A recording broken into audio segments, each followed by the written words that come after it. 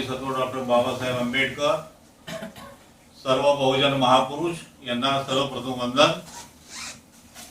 बंधूंनो, आपलं वाक्य आहे की आम्ही माणसं जोडायचं काम करतो, तोडायचं काम करीत नाही आणि आपल्याला सर्वांना जोडायचं आहे, सर्वांना एक साथ घेऊन चालायचं आहे। जर आपण सर्वजण एकत्र राहिलो तर संघटना चालेल, पण संघटना सर्वात प्रथम आहे।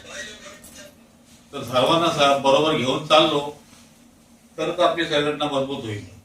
प्रत्येक विभागामध्ये आपल्या एरियातील लोकांशी संपर्क साधून आपल्याला संघटना वाढवायची, त्या संघटनेमध्ये काय काम चालतं त्यांचे रिपोर्ट साहेबांपर्यंत पोहोचवायचे। असं जर झालं तर संघटना निर्माण होईल। दुसरी गोष्ट मला साहेबांना सांगायची की आपण सामाजिक क्षेत्रामध्ये काम करणार, सामाजिक संघटन होईल, अन्याय अत्याचाराविरुद्ध आपली लढत चालू आहे, लॉंगमार्च चालू आहे, परंतु असं एक क्षेत्र आहे की त्या क्षेत्रामध्ये आपली संघटना आणि ते क्षेत्र म्हणजे कामगार क्षेत्र। जर कामगारांचं संघटन झालं तर समाजाचं संघटन होईल, निधी निर्माण होईल।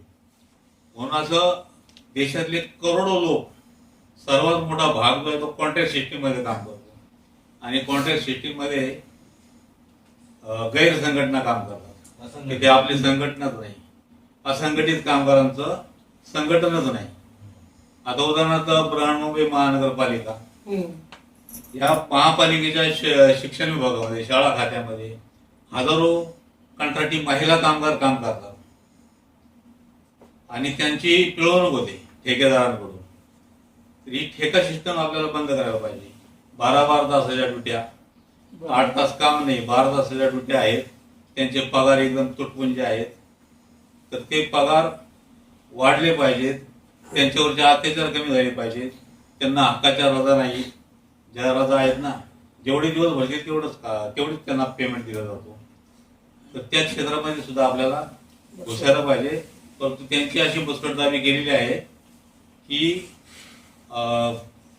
त्यांच्या अगोदर सर्व्हिसला लागण्यापूर्वीच राजीनामे लिहून घेतले जातात, 3 महिन्यानंतर कॉन्ट्रॅक्ट बदललं, त्यांची सर्व्हिस तुटते, त्यांची सर्व्हिस जॉईंट अशी करून घेतली जात नाही आणि मग सिनियरिटी लागत नाही। तर त्यासाठी ना त्या विभागामध्ये सुद्धा ह्या लोकांना कसं संघटित करता येईल आपल्या संघटनेत, तर ते पाहावं लागेल।